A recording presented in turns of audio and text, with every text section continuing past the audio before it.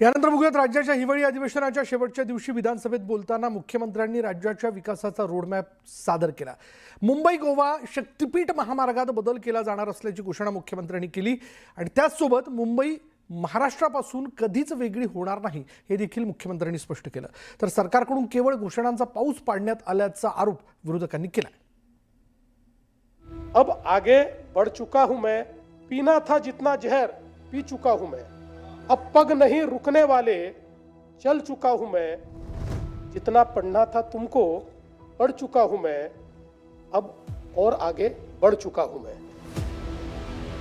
नागपुरातील हिवाळी अधिवेशनातील अंतिम आठवडा प्रस्तावावर बोलताना मुख्यमंत्र्यांनी आपल्या सरकारची वाटचाल स्पष्ट केली। मुख्यमंत्र्यांनी याच वेळी बोलताना नागपूर ते गोवा दरम्यानच्या शक्तीपीठ महामार्गाचा सोलापूर पासूनचा मार्ग बदलणार असल्याचं सांगितलं। नागपूर गोवा शक्तीपीठ द्रुतगती महामार्ग हा एक अतिशय महत्त्वाकांक्षी महामार्ग आहे। याचं नाव जरी नागपूर गोवा असलं तरी देखील याचा सर्वाधिक फायदा हा मराठवाड्याला होणार आहे। मराठवाड्याचं चित्र हा एक महामार्ग बदलून टाकेल। सोलापूरपासनं एक वेगळी नवीन अलाइनमेंट आम्ही तयार केली आहे, जी चंदगडपासनं पुढे मग म्हणजे सोलापूरपासनं जाते, मग सांगलीतनं जाते। मराठवाड्याचा आणि पश्चिम महाराष्ट्राचा देखील त्याचं चित्र बदलणारा हा महामार्ग ठरेल। याचं काम हे या 2026 मध्ये सुरू झालं पाहिजे अशा पद्धतीनं आम्ही हा प्रयत्न करतो। शेतकऱ्यांच्या कर्जमाफी प्रश्नी मुख्यमंत्र्यांनी सरकारची भूमिका स्पष्ट केली। कर्जमाफीचा फायदा शेतकऱ्यांना व्हावा, बँकांना होऊ नये असंही मुख्यमंत्र्यांनी म्हटलंय। एकदम याच्यावर उपाययोजना येणार नाही, पण हळूहळू टप्प्याटप्प्यानं काय उपाययोजना करता येतील आणि मग त्या उपाययोजनेतला एक भाग म्हणून कर्जमाफी अशा पद्धतीनं ही समिती काम करते।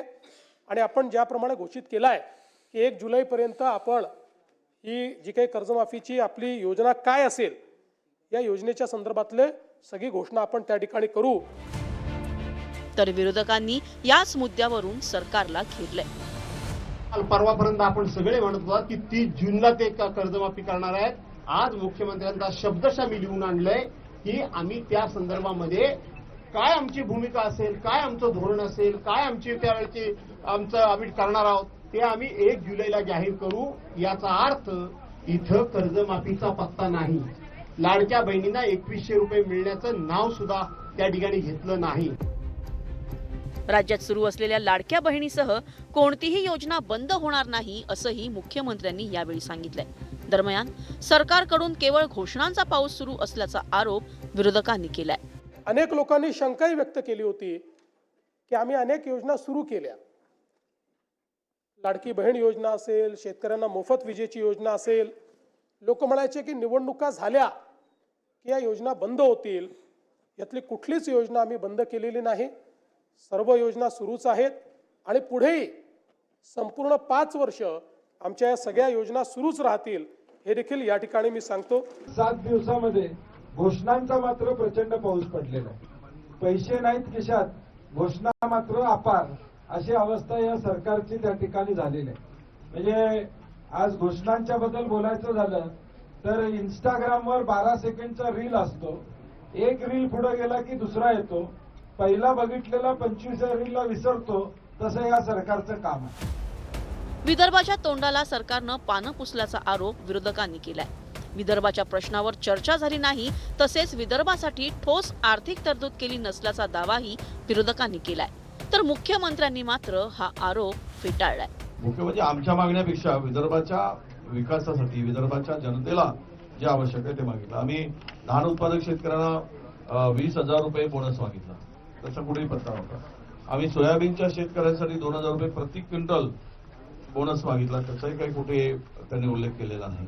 आणि विशेष म्हणजे विदर्भामध्ये संत्रा मोसंबीला मार्केट नाही, त्यावर त्यांचा कुठे उल्लेख केलेला नाही। त्या सूत्राप्रमाणे जे पैसे मिळाले पाहिजे त्याच्यापेक्षा तसूभर जास्तच पैसे हे विदर्भ मराठवाड्याला आपण दिले। आपण जर बघितलं तर विदर्भाला 23% पैसे देणं गरजेचं होतं, त्याऐवजी आपण विदर्भाला 25.85% दिलेले आहेत। मराठवाड्याला 18% देणं गरजेचं होतं, त्याऐवजी आपण 19% पैसे मराठवाड्याला दिलेले आहेत। त्यामुळे कुठेही अन्याय हा विदर्भ मराठवाड्यावर या सरकारमध्ये होणार नाही हे देखील या निमित्ताने मला आपल्या लक्षात आणून द्यायचं आहे। मुंबई महाराष्ट्रापासून वेगळी करण्याचा डाव असल्याचा आरोप विरोधकांकडून केला जातोय. मात्र मुंबई महाराष्ट्रापासून कधीच वेगळी होणार नसल्याचं मुख्यमंत्र्यांनी स्पष्ट केलंय. या सभागृहामध्ये मी निश्चितपणे सांगतो की मुंबई कालही महाराष्ट्राची होती, आजही महाराष्ट्राची आहे आणि जोपर्यंत चंद्र आणि सूर्य आहे तोपर्यंत ती महाराष्ट्राचीच राहील. राज्य विधिमंडळाच्या हिवाळी अधिवेशनाचा सूप वाजलंय. दरवर्षीप्रमाणे विरोधक आणि सत्ताधाऱ्यांमधील आरोप प्रत्यारोपांनी हे अधिवेशनही गाजलं. मात्र यावेळी विकासाच्या बाबतीत महाराष्ट्र थांबणार नसल्याचं मुख्यमंत्र्यांनी अधोरेखित केलंय. कारण आता आपण ठरवलंय महाराष्ट्र आता थांबणार नाहीये, महाराष्ट्र आपल्याला पुढेच न्यायचं आहे. नरेश बोबाटेसह ब्युरो रिपोर्ट, न्यूज 18 लोकमत.